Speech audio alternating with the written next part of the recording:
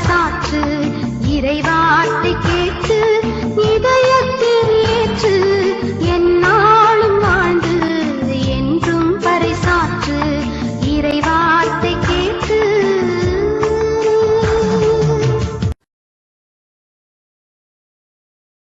இயேசு கிறிஸ்துக்குள் பிரியமானவர்களே, அருமை ஆண்டவர் இயேசு கிறிஸ்துவின் பரிசுத்தமுள்ள திருப்பெயரிலே நல்வாழ்த்துக்கள் நல்வாழ்த்துக்கள்.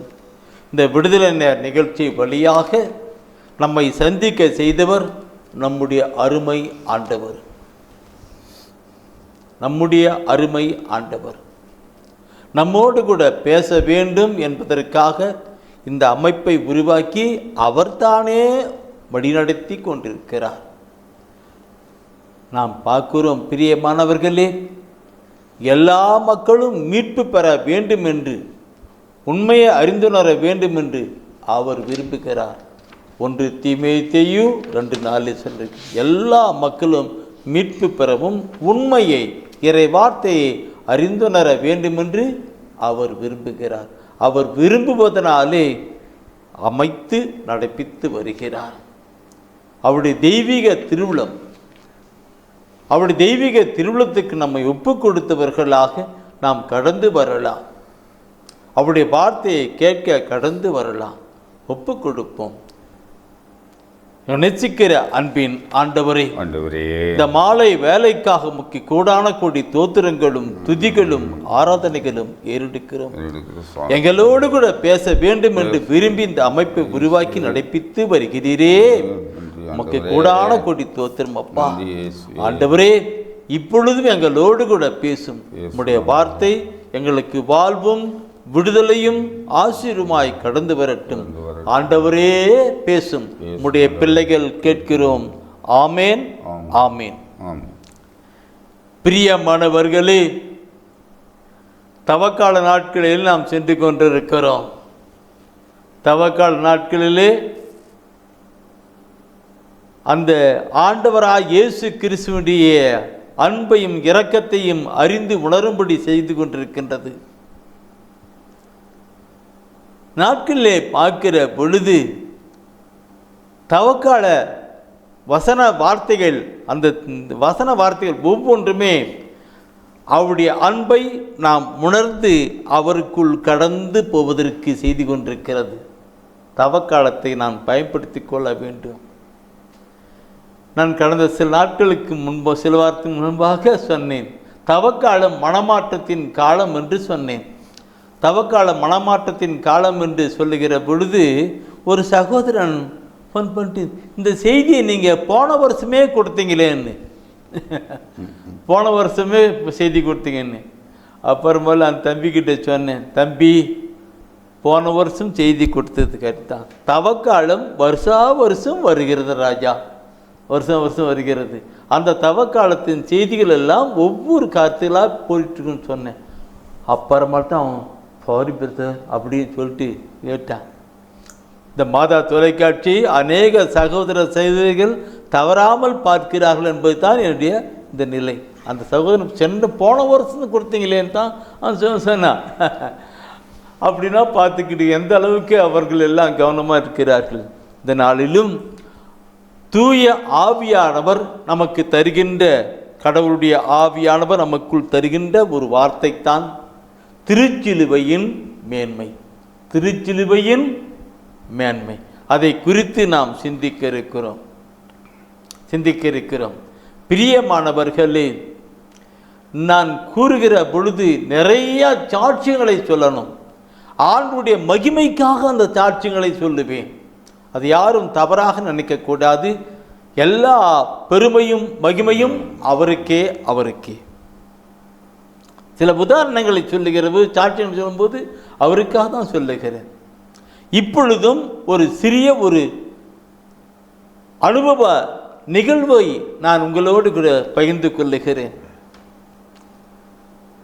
ஏறத்தாழ ஒரு 30 வருடத்துக்கு முன்பு, என்னுடைய ஊழியத்தின் ஆரம்ப காலகட்டம் ஒரு 7 வருஷம், இப்பொழுது ஊழியம் 37 வருஷம், அந்த 7வது வருஷம் அப்படி இருக்கிறேன். 30 வருடத்துக்கு முன்பாக ஒரு நாள் அதிகால வேலையிலே ஒரு டீச்சர், எனக்கு தெரிஞ்சவங்க தான் அந்த டீச்சர், தருமபுரியிலிருந்து டவுன் பஸ் ஏறிட்டு எங்கள் வீட்டுக்கு வந்துட்டாங்க. விடிக்கால் நேரமே வந்துட்டாங்க. வந்துட்டு ஒரு 6 கிலோமீட்டர் 10 கிலோமீட்டர் தான் அப்படி புறப்பட்டு வந்துட்டாங்க. பஸ் வந்துட்டு என்னை காலையில் வந்துட்டு பிரதர் தோஸ்தரம்னு சொன்னான். தோஸ்தரம்மா வாங்க உட்காருங்க. என்னம்மா இவ்வளோ நேரத்துக்கு வந்து இருக்கிறீங்க? பிரதர், எங்கள் பையன் வேளாங்கண்ணிக்கு போனான் பிரதர். வேளாங்கண்ணிக்கு போயிட்டு வரும்போது ஒரு பாடுபட்ட சிலுவத்தை வாங்கிட்டு வந்துட்டான் பிரதர். பாடுபட்ட சிலுவத்தை வாங்கிட்டு வந்துட்டான் பிரதர். அந்த பாடுபட்ட சிலுவும் வீட்டில் இருக்கக்கூடாதான், இருந்துச்சுன்னா பாடுகள் நிறைய வந்துருன்னு சில பேர் சொன்னாங்க பிரதர். அதனால் அந்த பாடுபட்ட சிலுவையை உங்ககிட்ட கொடுத்துட்டு போகலான்னு தான் வந்தேன் பிரதர்னா. நான் ஆண்டவரே உமக்கு நன்றி சொல்லிட்டு அந்த சிலுவை வாங்கிட்டேன். அந்த சிலுவை வாங்கிட்டு அவன் டீச்சரு உட்காருங்க டீச்சர்னு சொன்னேன். அதில் ஒரு உட்காந்தாங்க. உட்காந்த உடனே நான் அவங்கக்கிட்ட எப்படியாவது நற்செய்தி அறிவிக்கணும் அந்த கருத்து தான் எனக்கு தூயாவே எனக்கு அந்த என்னை அழைச்ச ஆண்டவர்கிட்ட நான் அப்படி தான் ஓட்டிகிட்டு இருக்கிறேன். அந்த டீச்சர் உட்காருன்னு சொன்னேன். உட்காந்தாங்க. அந்த சிலுவை நான் வாங்கிட்டேன். கொடுத்தாங்க, வாங்கிட்டேன். அருமையாக இருக்குது. ஆண்டவரே நன்றி, தோத்திரம் நன்றி இயேசுவே சொல்லிட்டு சிலுவை வாங்கிட்டேன். சிலுவை வாங்கிட்டு அவங்கள உட்கார சொல்லிட்டு அந்த அம்மாக்கிட்ட நான் சொன்னேன், சிஸ்டர், பைபிளில் 1 கொரிந்தியர் 1 அதிகாரத்தில் 18வது வசனத்தை எடுத்து படிங்கன்னு சொல்லிட்டு நான் பைபிளை கொடுத்தேன். நானே எடுத்து அவங்ககிட்ட கொடுத்தேன். 1 கொரிந்தியர் 1 அதிகாரம் 18வது வசனத்தை அந்த அம்மா எடுத்து அப்படி படித்தாங்க. என்ன இருக்கிறது? சிலுவை பற்றிய செய்தி அழிந்து போகிறவர்களுக்கு மடமையே, ஆனால் மீட்பு பெறும் நமக்கோ அது கடவுளின் வல்லமை. அழிந்து போகிறவர்களுக்கு மடமை, மீட்பு பெறும் நமக்கு அது வல்லமை. கடவுளின் வல்லமை, கடவுளின் வல்லமை. 2 பாயிண்ட். அழிந்து போகிறவர்களுக்கு அது மடமை, மீட்பு பெறும் நமக்கு அது கடவுளின் வல்லமை. அந்த வசனத்தை படித்தாங்க. படிச்சுட்டு அவங்க டீச்சர் தானே, அவங்களுக்கு சொன்னதுல அழிந்து பொருளுக்கு மடமை, ஆனால் மீட்பு பெறும் நமக்கு அது கடவுளின் வல்லமைன்னு சொல்லிச்சு. அவங்க படித்த உடனே கொஞ்ச நேரம் சிந்திக்க ஆரம்பித்தாங்க. நானும் அந்த நேரத்தில் ஆண்டவருடைய சிலுவை நமக்காக வந்தது அப்படிக்காக கொஞ்சம் 2 வார்த்தையே அப்படியே சொன்னேன். உடனே எனக்கு முன்னாடி அவங்க சிலுவை முட்டி போட்டு, பிரதர் பிரதர் அந்த சிலுவை எனக்கு கொடுங்க பிரதர், அந்த சிலுவை எனக்கு கொடுத்துருங்கன்னாங்க. என் அன்பானவர்களே, அந்த சிலுவையை மீண்டும் அவரிடம் கொடுத்துட்டேன். நான் ஜெபம் பண்ணி அந்த சிலுவையை அவங்ககிட்ட கொடுத்துட்டேன். இதை நான் ஏன் சொல்லுகிறேன் என்றால், அவங்க ஒரு ஆசிரியர், டீச்சர், ஆனாலும் கூட சிலுவையின் பற்றிய மேன்மைகளை அவர் அறியலை. ஆண்டவர் தானே அந்த இடத்துல அனுப்பி வைத்திருக்கிறாங்க. நீ அந்த பிரதர்கிட்ட போன்னு தான் அனுப்பி வச்சிருக்கிறாங்க. அவங்க வந்தாங்க. அவங்களுக்கு அந்த வார்த்தையை சொன்ன உடனே அவங்க கண்ணீர் விட்டு, பிரதர் சிலுவை கொடுத்துங்க அந்த சிலுவை வாங்கி அப்படி முடிச்சு வச்சுட்டு எடுத்துட்டு போயிட்டாங்க. இதை கேட்டுக்கொண்டிருக்கிற என் அன்பான சகோதரமே, சிலுவையின் மேன்மையை குறித்து நாம் அறிந்து கொள்ளணும். சிலுவை பற்றிய செய்தி அழிந்து போகிறவர்களுக்கு அது மடமை, ஆனால் மீட்பு பெறும் நமக்கு அது வல்லமை என்று சொல்லியிருக்கிறார். என் கண்ணீர் வருகிறது. மீட்பு பெறும் அவருக்கு வல்லமை. இந்த சிலுவை பற்றி நான் சொல்ல நிறைய சொல்லணும் இருக்கும். நீங்கள் அந்த சிலுவை பற்றி 1 அதிகாரத்திலே அவர் சொல்லியிருக்கிறார் இல்லைங்களா? அந்த 2ஆம் அதிகாரத்தை எடுங்க. அந்த 2ஆம் அதிகாரத்தில் அந்த அதிகாரத்தினுடைய தலைப்பு என்ன போட்டிருக்கு பாருங்க. முதல் அதிகாரத்தின் வேணும் 2ஆம் அதிகாரத்தினுடைய அந்த வசனத்தின் தலைப்பு என்ன போட்டிருப்பாருங்க? சிலுவையில் அறையப்பட்ட கிறிஸ்துவை பற்றிய நற்செய்தி. என்ன பார்த்தீங்கன்னு பாருங்க, சிலுவையில் அறையப்பட்ட கிறிஸ்துவை பற்றிய நற்செய்தி. இந்த சிலுவையை பார்த்தாவே அங்கே இயேசு கிறிஸ்துவை பற்றிய காரியங்கள் நமக்கு கடந்து வரும். சிலுவையை பார்த்தாவே, ஒரு இடத்துல சிலுவை இருக்குன்னாக்க அந்த சிலுவையை பார்த்தாவே அந்த சிலுவை என்ன சிலுவை, யார் சிலுவை, அந்த சிலுவை பற்றி இயேசுவை பற்றி நாம் அறிஞ்சிக்கிறது இருக்கும். அதுதான் அங்கே தலைப்பை இப்படி பவுல் பாருங்க, சிலுவை அறையப்பட்ட கிறிஸ்துவை பற்றிய நற்செய்தி இன்னைக்கு சொல்லப்பட்டிருக்கிறது. அந்த வசனத்தினுடைய அப்படியே நீங்க பார்ப்பினாக்க 2வது வசனத்தின் கருத்துக்குன்னு ஒரு அழகாக சொல்லப்பட்டிருக்கிறது. அதை பற்றி ஃபுல்லாக படித்தாவே அருமையாக இருக்கும். அது 2வது வசனத்தை படிங்க பார்க்கலாம். என்ன சொல்லுகிறது? நான் உங்களிடையே இருந்தபோது மெசியாவாகிய இயேசுவை தவிர, அதுவும் சிலுவையில் அறியப்பட்ட அவரை தவிர வேறு எதையும் அறிய வேண்டும் என்று நினைக்கவில்லை. என்ன சொல்றார் புனித பவுல்? அங்க சொல்லப்பட்ட வார்த்தை எனக்கும் அந்த காரியங்களை அப்படியே உச்சகட்டமாகப்பட்டிருக்கும். நான் உங்களுக்கு இருந்தபோது மெசியாவாகிய இயேசுவை தவிர, அவரை தவிர வேற எதை பற்றியும், அதுவும் சிலுவையில் அறையப்பட்ட அவரை தவிர வேறு எதை பற்றியும் அறிய வேண்டும் என்று நினைக்கவில்லை என்று சொல்லுகிறார். என் அன்பானவர்களே, சிலுவையை பார்க்கிற பொழுது இயேசுவை பார்க்கிறோம். சிலுவையை பார்க்கிற பொழுது அதில் இயேசு ஏன் அவங்க சிலுவையில் அறைந்தார், அடிக்கப்பட்டார், மரித்தார், ஒவ்வொன்றும் சிலுவையில் ஏன் ரத்தம் சிந்தினார், எதற்காக அறியப்பட்டது, அப்படியே சிந்தனை போய்கிட்டே இருக்கும். அதில் அவரோடு கூட ஜாயிண்ட் ஆவதற்காக போய்கொண்டே இருக்கும்.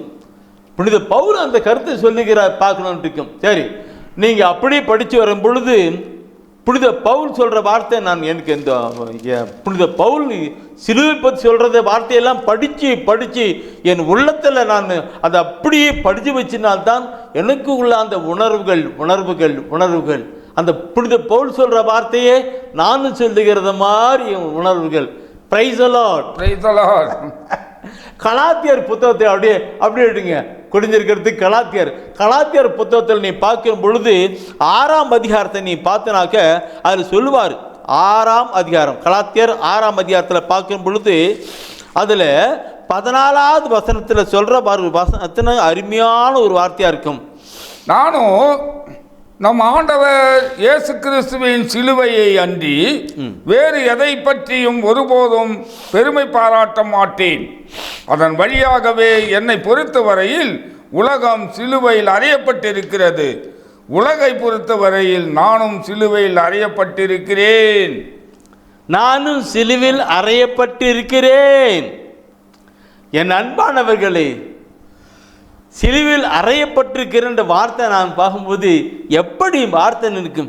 நானும் சிலுவையில் அறையப்பட்டிருக்கிறேன்.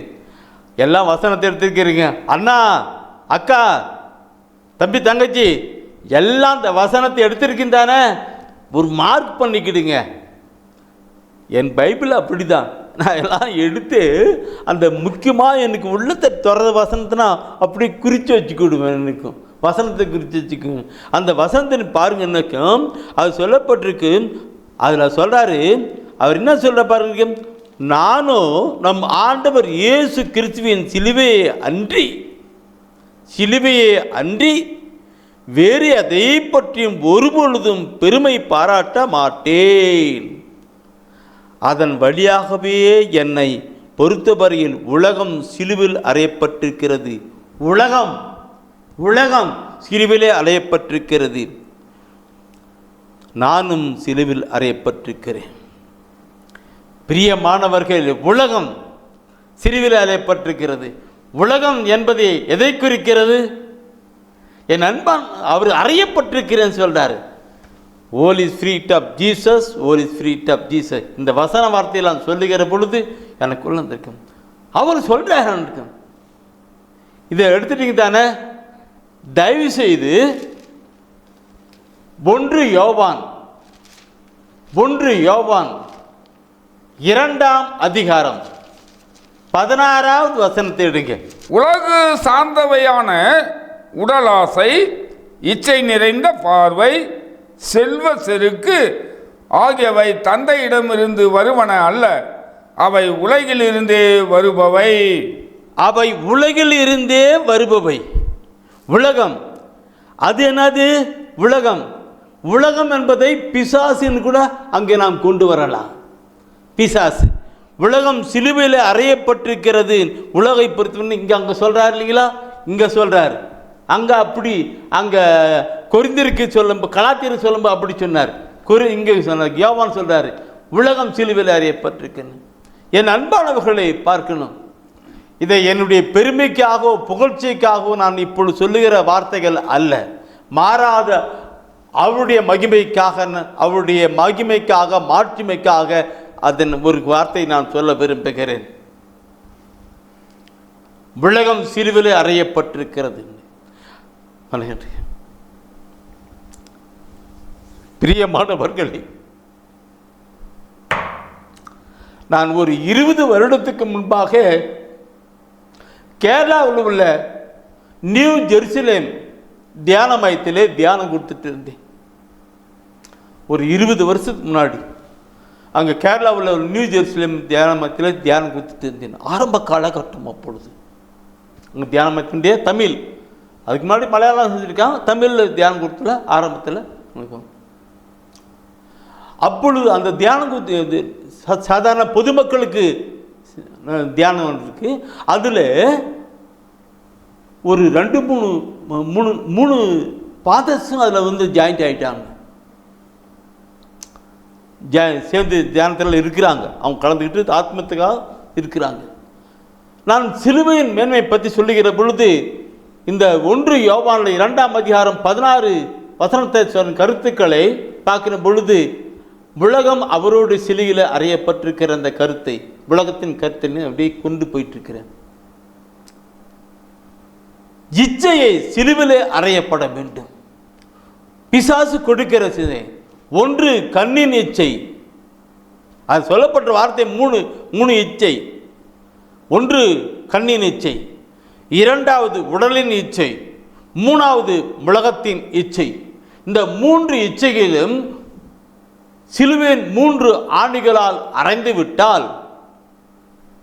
விட்டால் நாம் ஒரு புதிய மனிதனாக மாற முடியும் என்று அந்த கருத்துக்களை நான் சொல்லி, நான் கொஞ்சம் மக்கள் தான் இருந்தார்கள், அதில் நான் தாங்க அவங்களுக்கு நான் சொன்னேன், நீங்கள் எல்லாரும் எழுந்து சிலுவை போல கையை நீட்டிக்கிட்டு உங்களுடைய இச்சையின் கண்ணின் இச்சைகளை ஒரு ஆணில் அடிக்கிற மாதிரியும், உடலின் இச்சைகளை ஒரு ஆணியில் அடிக்கிற மாதிரியும், உலகத்தின் இச்சைகளை ஒரு ஆணியில் அடிக்கிற மாதிரி அடிச்சிடுங்க. அப்போ நீங்கள் ரிலீஸ் ஆகிட்டு வருவீங்க, ஒரு புதிய மனிதனாக வாங்குவேன்ட்டு புனித பவுல் சொல்ல மாதிரியே நீங்களும் சொல்லுவீங்கன்னு சொல்லிட்டு அதை சொன்னேன். அதில் அந்த அருட்தந்தையரும் கையை நீட்டிக்கிட்டு அழுதார். பாருங்க, அழுகிறார். அவருக்குள்ள ஏதோ ஒரு நிலை, அழுகிறார். எனக்கு நான் அங்கே டைரக்ட் பார்த்து டேவிட் பட்டத்தை அவரும் பார்த்துட்டு அப்படியே கொண்டு. இதை நான் ஏன் சொல்லுகிறேன் என்றால், பிரியமானவர்களே, தெய்வீக திருவிழியத்திலே ஆண்டவராய் கடவுள் தம்மிடம் கொண்டு வருவதற்காக சொல்லப்படாத வார்த்தையே இல்லை.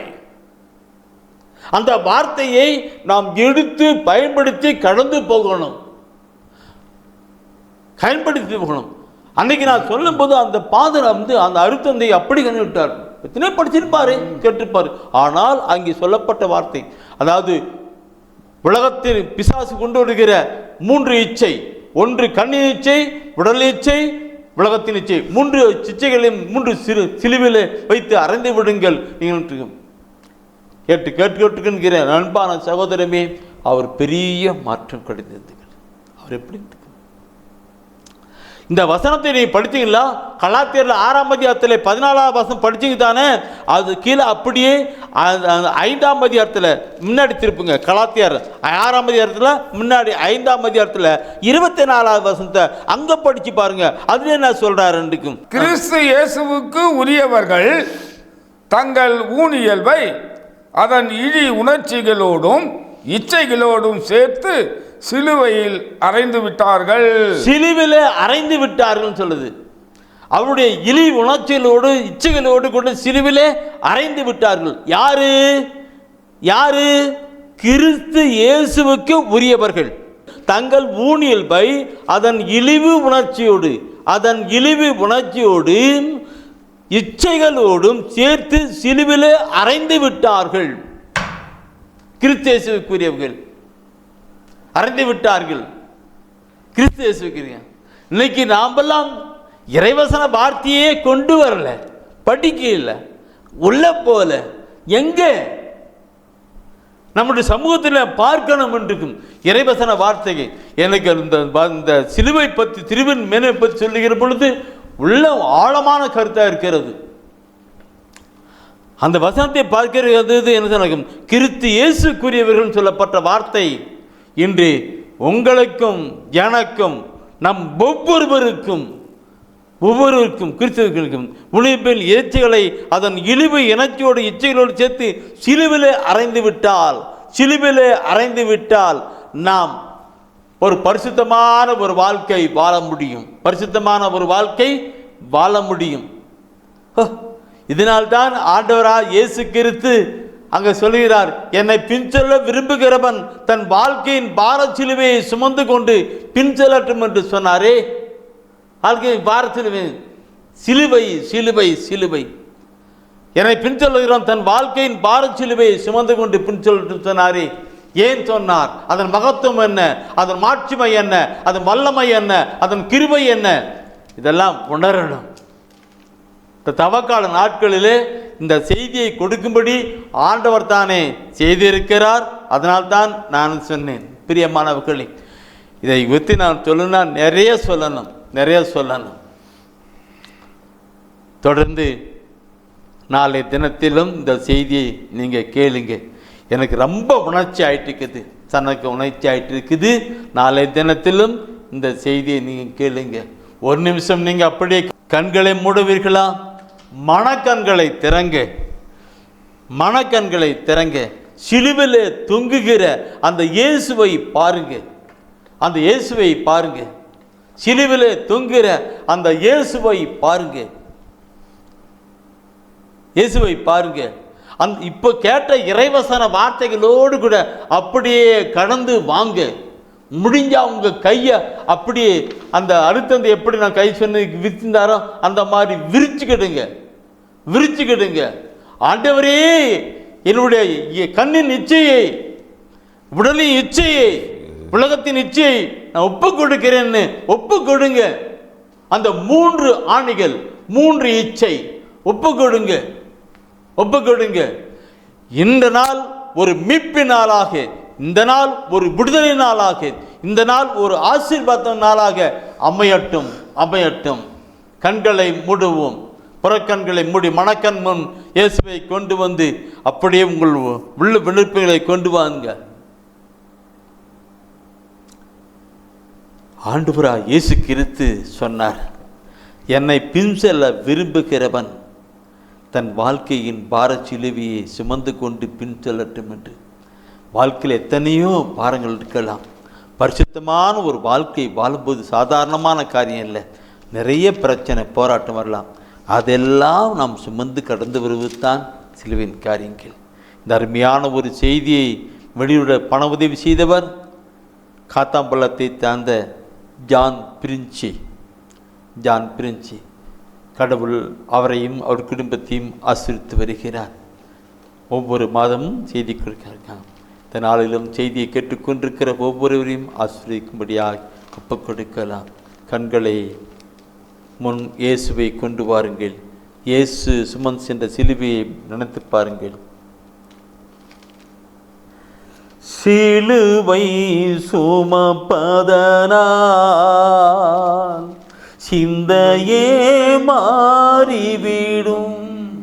எல்லாரும் என்னோட கூட இணைந்து அப்படியே ஒப்பு கொடுங்க. ஒரு பெரிய விடுதலை மீட்பின் சிலிப்பாக்கும். சிலுவை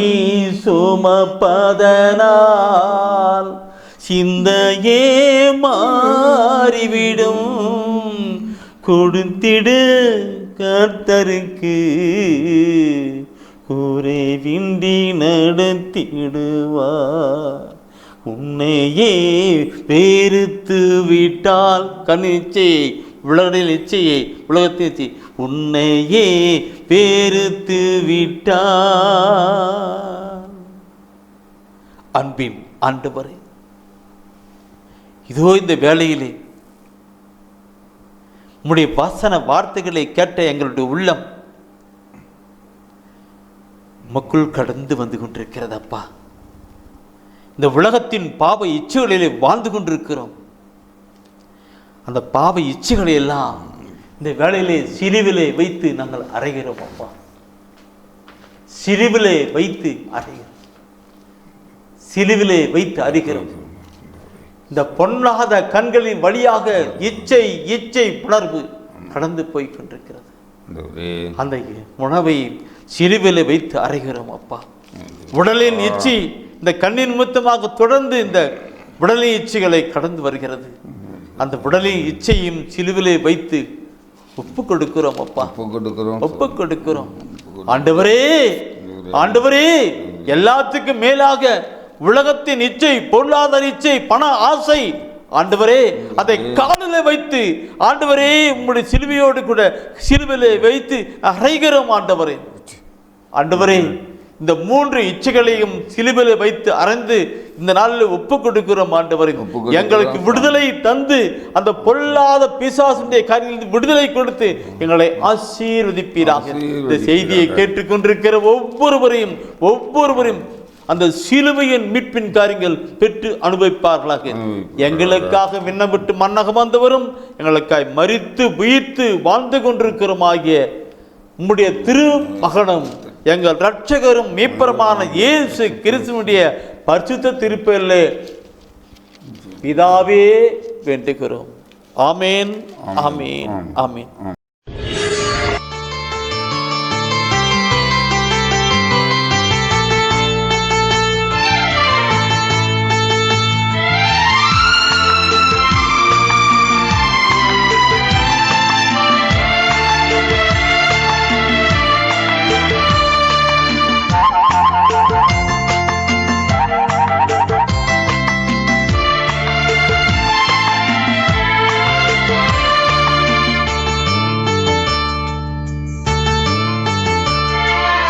இறைவார்த்தை கேட்டு இதயத்தில் ஏற்று எந்நாளும் வாழ்ந்து என்றும் பறைசாற்று.